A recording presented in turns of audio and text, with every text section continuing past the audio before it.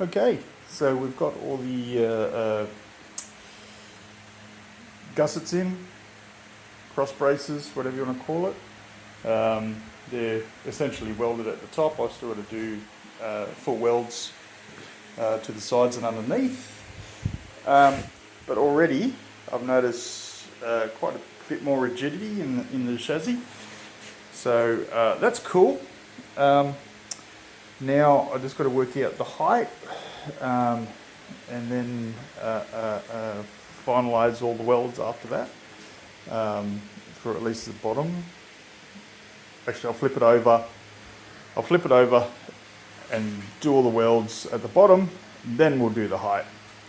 That would make more sense. So as you can see, I'm sort of like making it up as I go, but we'll get there, and we are getting there.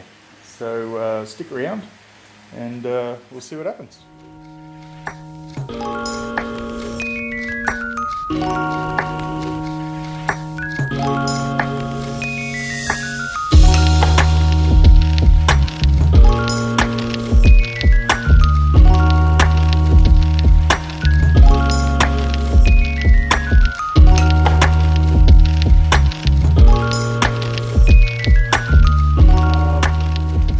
Got all these welded in, top and bottom,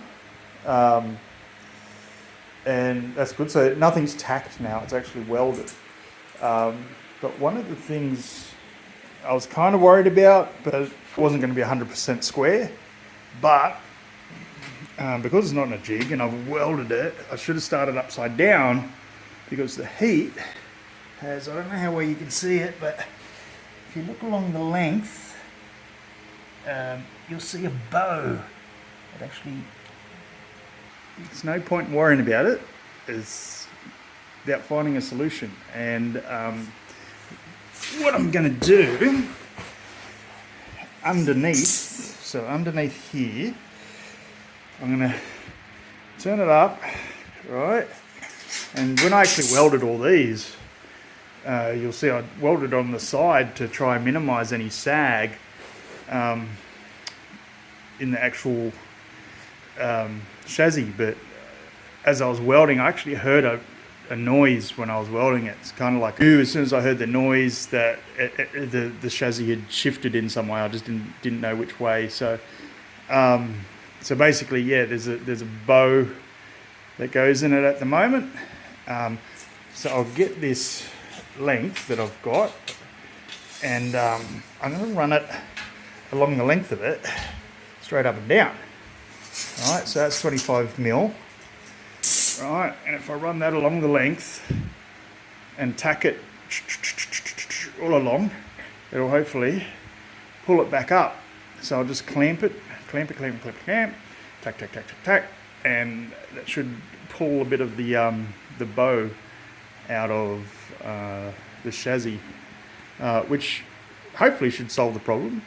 It'll strengthen the chassis even that little bit more, and yeah, we'll be back in business. But we'll see. Look, if it doesn't work, I'll work something else out. But anyway, it's all about finding solutions and not worrying about problems. You know, even with, you know, massive bow in the chassis, it still moves, except for, you know, one wheel, kind of. But she's all good. Anyway, there's your update, and I'll get into it. Okay, so this is where we're at. I decided to opt out of this 25mm by 3. It's just too thin, so I've decided to go 30 by 6mm. It's going to be a lot thicker, stronger, and yeah, anyway, it'll support a lot more weight. But already I've flipped it upside down. You can't really tell. It's taken a lot of that sag out of it, obviously because there's so much weight supported over each end. It's sagged a bit, so this will help. It adds a lot more weight in the base, but better to have a heavy bottom than a heavy top. So hopefully it doesn't make it top heavy by any measure, and anything I put on the top, like solar panels and stuff like that, will just, not really phase it in any way. So now I just got to weld these in, and that should be it for that step, and then we'll move on to the next problem. Splines or supports, whatever you want to call them, welded on,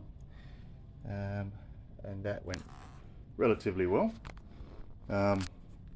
And I also managed to get the uprights done.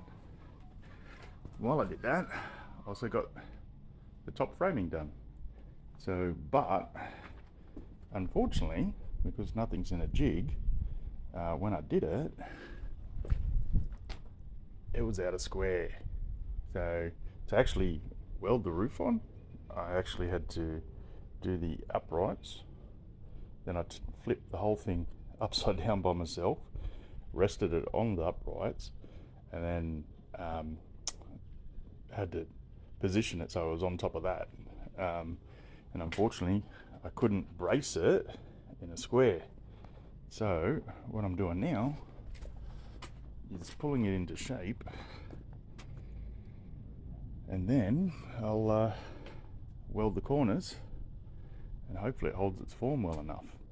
It's not going to be exactly square.